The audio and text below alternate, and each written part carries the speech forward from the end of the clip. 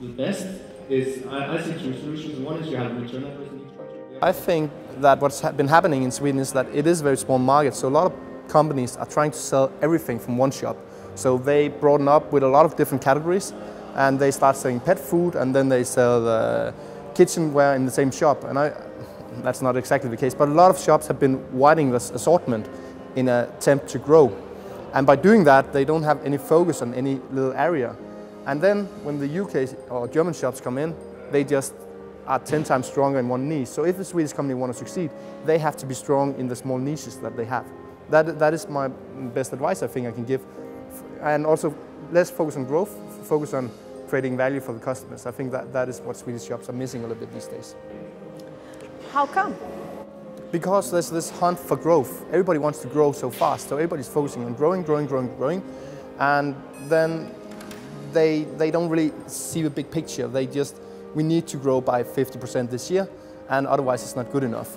And by doing that, they have to do desperate things, send out 1 million emails with crap, and that's what's happening.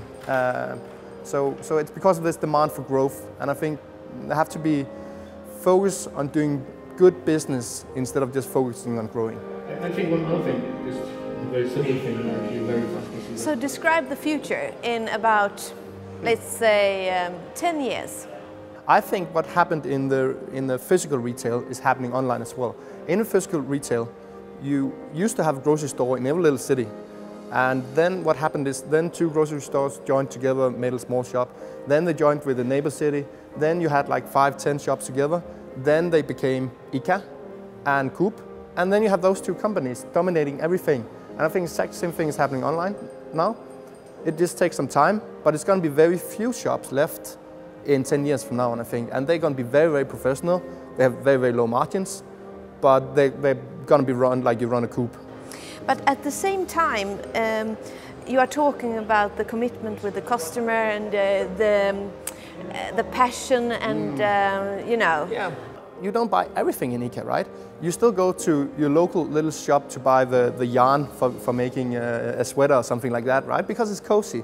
And it will still be like that online. There will be some small niche shops that work very fine. And they're not selling the mainstream products. But if you're selling the mainstream products, you better be really big and you better be able to compete with Amazon and Active Instinct and the German and the British companies.